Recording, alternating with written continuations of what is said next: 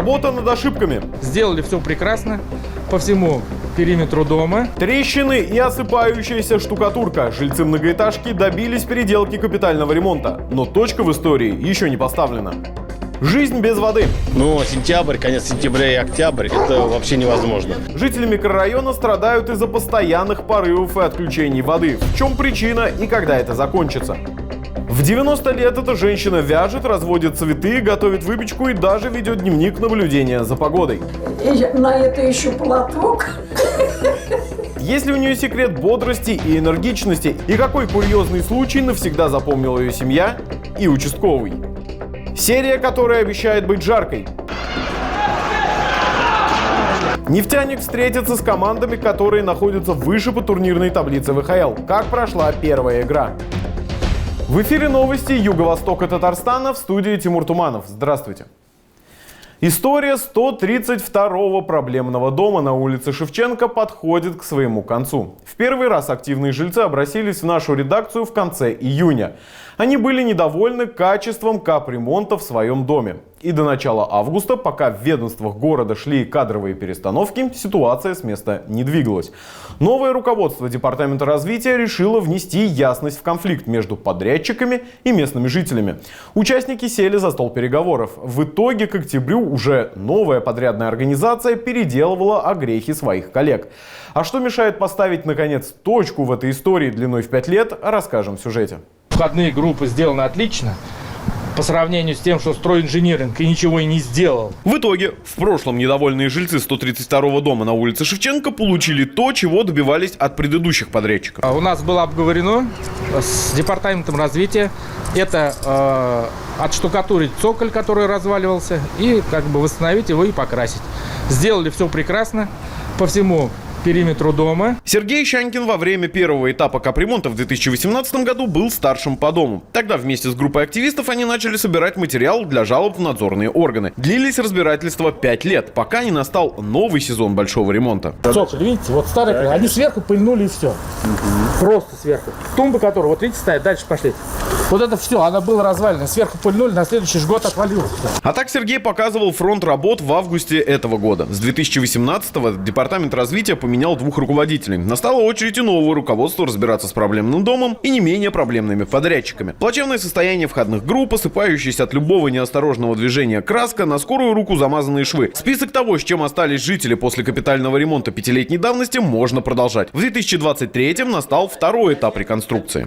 Паспорт объекта жители обнаружили 15 июня. Я здесь каждый день хожу в бассейн через день с сыном. Я его не видел. И увидели только его 15 сняли, выложили в общую группу. Появился. Вот посмотрите. Начала работы нет. Окончание работ есть. В итоге работы по капремонту этого года подходят к концу. У жильцов жалоб на подрядчиков нет, разве что на недоделки. Но пока объект не сдан, признают обе стороны, судить о результатах рано. Новым строителям пришлось доделывать и переделывать за своими коллегами. Предыдущего исполнителя заставить выполнить гарантийные обязательства так и не удалось. Подрядная организация уже ликвидировалась, банкротство объявили, поэтому привлечь их к этой работе не было возможным. А поставить точку в этой истории пока мешает обращение жильцов в прокуратуру и Следственный комитет. Подписи в протоколе собрания жильцов, которые и якобы они поставили напротив своих фамилий, с теми, что есть в обращении, мягко говоря, не совпадают. В июне активные жильцы наглядно это продемонстрировали. Никакого собрания жителей не было, как и сейчас, понимаете? И сейчас проверка проводится, еще не знаю, к чему проверка проведет. Если не считать этого, то все, о чем просили жильцы, сделали. Осталось разве что залить щель в цоколе дома. А потом уже можно принимать работы этого сезона. И местные жители надеются, что история 2018-го не повторится в 2023-м. Обновленный, просторный и светлый. Таким теперь стал Дом культуры в селе Татарская Тумбарла Бавлинского района после капитального ремонта. В обновленном здании будет не только зрительный зал, там разместилась и библиотека. На торжественном открытии присутствовала и съемочная группа. Тумбарлинский дом культуры был построен более полувека назад. Здание давно нуждалось в капитальном ремонте. Его обновление стало возможным благодаря республиканской программе. Чтобы работать с удовольствием, нужны хорошие условия. Мы очень рады, что устранили все недостатки. Сейчас наш дом культуры светлый, теплый и красивый. Хочется трудиться и трудиться. Строители привели в порядок кровлю и фасад, инженерные сети, заменили полы. Были также установлены окна и двери, отремонтированы входные группы. Новый зрительный зал рассчитан на 154 посадочных места. Преобразилась и сельская библиотека. Ее активными читателями являются как дети, так и взрослые. В честь открытия Дома культуры гостей ждала праздничная программа. На новой сцене выступили вокальные ансамбли, танцевальные коллективы и отдельные солисты. С новосельем тумбарлинцев поздравили глава Бавлинского района Ильяс Гузаиров и заместитель министра культуры Татарстана Ленар Хакимзянов. В 60-х, 70-х годах было построено много клубов. Раз наше старшее поколение начало это дело, мы должны его продолжать. Благодаря правительству республики, раису республики, в последние годы очень много делается, ремонтируется и приводится в соответствие с современными требованиями Дома культуры. В Доме культуры села сегодня активную творческую работу ведут вокальные ансамбли и кружки по интересам. Здесь проводятся различные мероприятия для жителей села. Для села это большая радость. Хорошо, что есть клуб. Приезжают сюда и артисты, выступают и свои работники культуры. Приходим смотреть. Очень хорошее событие. Желаем процветания нашему Дому культуры и селу. Тумбарлинский дом культуры – 11-й среди обновленных объектов культуры в районе по республиканской программе. Когда начала работать федеральная программа, в Бавлах одним из первых в очень хорошем качестве была отремонтирована детская школа искусств. В настоящее время в рамках нацпроекта культуры ремонтируется музей в селе Алексеевка. Обновляется Дом культуры. Много делается. Верим, что и в будущем эта работа продолжается. Дом культуры остается местом, которое объединяет жителей, но теперь уже уютным и современным. Айгуль Диатуллина, Булат Минязов, новости Юго-Востока. От благоустройства снова к проблемам. Многочисленные порывы водовода вынудили жителей микрорайона Петуховка обратиться не только в аварийную службу, но и в нашу редакцию. С начала месяца местные жители периодически остаются без воды. Снабжение, бывает, прекращается на несколько суток. Он вам сказал, что после обеда приедут сюда, да? Если устранят порыв большой, то подъедут. Вы знаете, если понятие растяжимое. У нас тоже большой.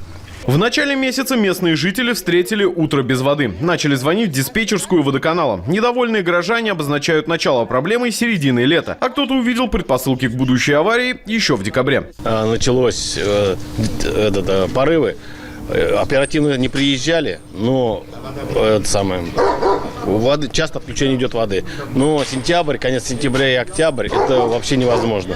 До обеда вода есть, после обеда ее нету, потом 1,5 суток воды вообще нету. Игорь Пантяин добавляет, и воду местные жители могут не видеть по несколько суток. 2, 3, 4, 5 октября они обходились без воды. Потом снабжение возобновили, но не прошло и недели, как проблема о себе напомнила. Сделали врезку в старую трубу, новую трубу положили. Она вечером вчера в 6 часов открыли воду, там центральную. Она здесь выбила и здесь выбила, 2 дырки на участке. А эти кадры мы сняли уже сегодня утром. Работники Альметьевского водоканала вышли на порыв. Оценивают они фронт работ в 45 метров. Такая протяженность у трубы, которую нужно менять. Водовод по улице Поселковая пришел в негодность. Аварийно было заменено сначала 50 метров. Участок положен полиэтиленовый водовод, но порывы продолжились. Также специалисты водоканала добавляют, изначально коммуникации в частном секторе прокладывались самостроем. Прошли годы, трубы проржавели, и маленькие течи в итоге выросли в большие порывы. Пока локально проблему решили, но возникнут ли пробоины на соседних участках и сколько из-за этого придется местным жителям сидеть без воды, вопрос открытый. Тимур Туманов, Антон Николаев, Эльнур Залятов, новости Юго-Востока. На страницах газет «Знамя труда» и «Альмет-Танары» настоящая жизнь Альметьевска. С успехами, достижениями, проблемами жителей города. Нас выбирают больше 3600 читателей в Альметьевске и Альметьевском районе. Подписывайтесь и вы. Это можно сделать в любом отделении почты, а в редакции можно оформить альтернативную подписку. И это дешевле. Газету в таком случае будут доставлять в пункт выдачи возле вашего дома. Офис редакции расположен на улице Пушкина, дом 64. Подробности можно узнать по телефону 44 05 88. Главные события города, района и всего Юго-Востока Республики есть на нашем сайте. Если хотите оперативно следить за свежими новостями, подписывайтесь на наш телеграм-канал. Предложить тему для выпуска можно, написав нам в WhatsApp. Это еще не все новости. Вернемся после короткого перерыва. И вот о чем расскажем в следующей части. Серия, которая обещает быть жаркой. Нефтяник встретится с командами, которые находятся выше по турнирной таблице ВХЛ. Как прошла первая игра? В 90 лет эта женщина вяжет, разводит цветы, готовит выпечку и даже ведет дневник наблюдения за погодой. Есть ли у нее секрет бодрости и энергичности? И какой курьезный случай навсегда запомнила ее семья и участковый?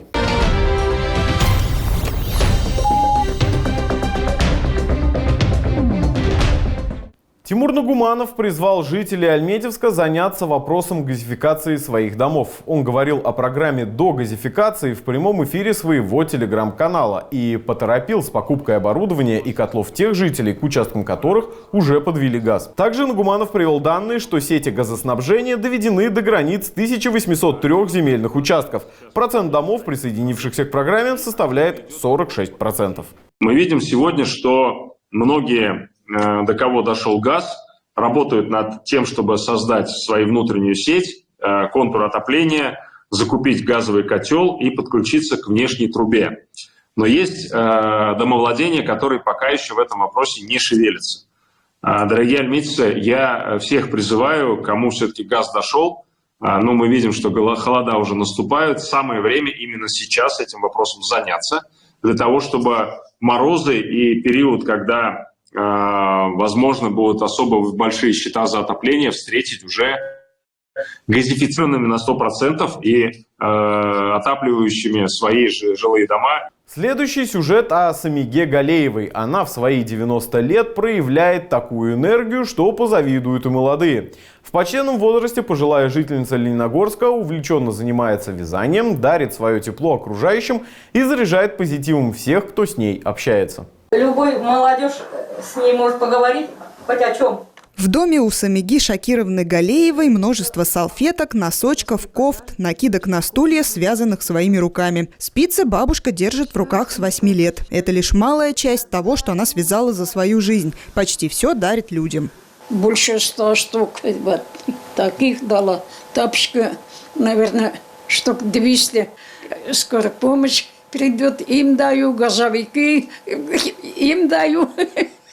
Родилась Самига Шакировна в Черемшанской деревне в многодетной семье. Отец был кузнецом, мама на подсобных работах в колхозе. Войну пережили, как и многие тыловики, трудились на благо Родины. В 1952 году Самига Шакировна приехала в рабочий поселок Новая Письмянка, будущий Лениногорск. Вышла замуж, родила 5 детей. 15 лет проработала в общественной бане, 19 с лишним в музее нефти. Ноги у бабушки болят, но унывать некогда. У нее много увлечений.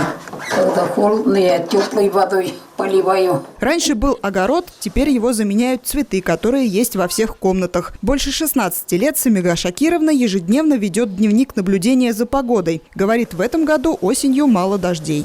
Дочка спрашивает, звонит, каком такой год дождик был или снег был, я отвечаю. Каждый день у бабушки на столе пирожки или блины. Гостей Самига Шакировна любит. Принесла гостинца, тыквенная каша с гречкой. Родственники, знакомые и сами всегда не прочь зайти. Райфа Халимова, жена племянника, дружит с Самигой Шакировной больше 40 лет. Она такая юмористка еще, такие истории у нее. Вот когда у нее юбилей был, все сидели, смеялись. С улыбкой родные вспоминают историю про тыкву. Бабушка где-то прочитала, что это растение помогает от головной боли, и решила попробовать. В разгаре процесса самолечения в дверь позвонили полицейские, которые искали соседа. На голову одела половину тыквы вот такой, и на это еще платок.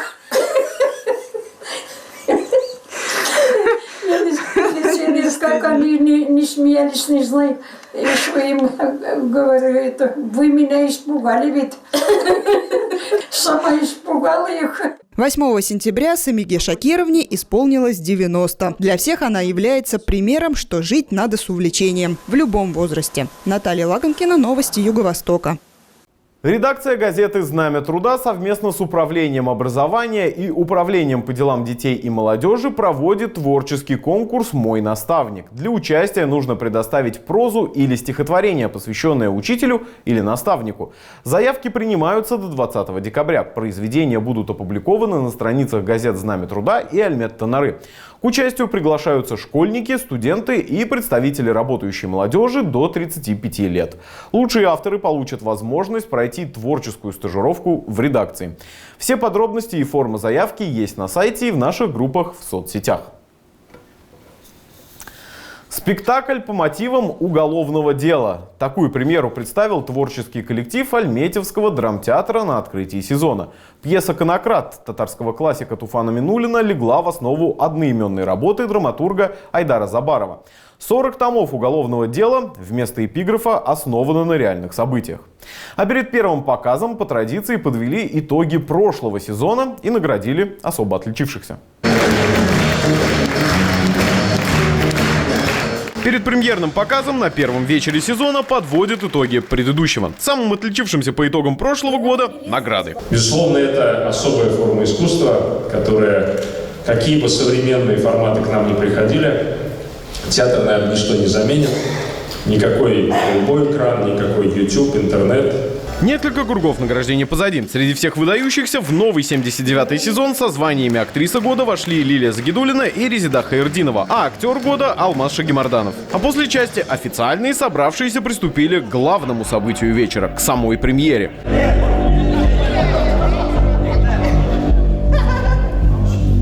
«Конократ» – спектакль по одноименной пьесе Туфана Минуллина, признанного татарского классика, поставил режиссер Айдар Забаров. На всем протяжении действия, это около 2 часов, на сцене не появилось ни одной женщины. Для меня это интересный опыт получился, что в этом спектакле задействован только мужской коллектив в количестве 17 человек, 17 артистов, только и все мужчины. Ну, такая тема, как бы, что конократство, вот, и поэтому как это более такая мужская тема. Непростая история с мужским характером, со сложными человеческими отношениями, в том числе и криминальными, пришла к автору оригинала из суровой реальности. Она легла в основу 40 томов уже реального уголовного дела. Действие спектакля разворачивается в Казанской губернии с 1917 по 1923. Сначала Октябрьская революция, затем Гражданская война. Потрясение за потрясением обрушивалось на советский народ. К ним добавилась и шайка конокрадов. Получилось ли артистам удивить, лучше скажут зрители. Он умеет удивлять своими спектаклями или вообще всем, что происходит тут. Поэтому всем желаю приходить сюда и радовать артистов, то, что вы вообще посещаете театр, то, что вам это интересно.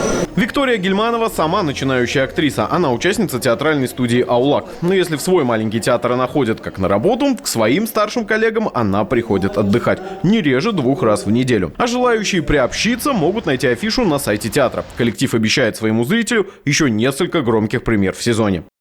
И в завершении о спорте. Стартовала домашняя серия игр «Нефтяника». В этой серии альметьевцам предстоит сыграть с командами, которые находятся выше них в турнирной таблице ВХЛ. Первый матч состоялся с тюменским «Рубином». Как развивались события в нашем обзоре. «Нефтяник» и «Рубин» начали встречу с активных атакующих действий. Уже на 5-й минуте гости остались в меньшинстве. Красно-черные устроили штурм ворот, и Ярослав Альшевский открыл счет. В начале второго периода «Рубин» перехватил инициативу и восстановил равенство. А вскоре счет стал 1-2. «Нефтяник» продолжал действовать по своему плану, и незадолго до перерыва Денис Комков восстановил равенство. Выяснять отношения командам предстояло в заключительной 3-й встрече. Удача была благосклонна к сопернику. Гол Никиты Брютова на 48-й минуте стал для «Рубина» победным. 2-3. Начало серии осталось за гостями. В четверг, 12 октября, «Нефтяник» сыграет с Ханты-Мансийской «Югрой». Чулпан Масалова, новости Юго-Востока. Посмотреть выпуск сначала вы можете на нашем сайте. Делитесь мнением о важных и интересных событиях дня в комментариях, а также пишите нам свои пожелания и предлагайте темы для новых выпусков. Это все новости на сегодня. Завтра будет больше.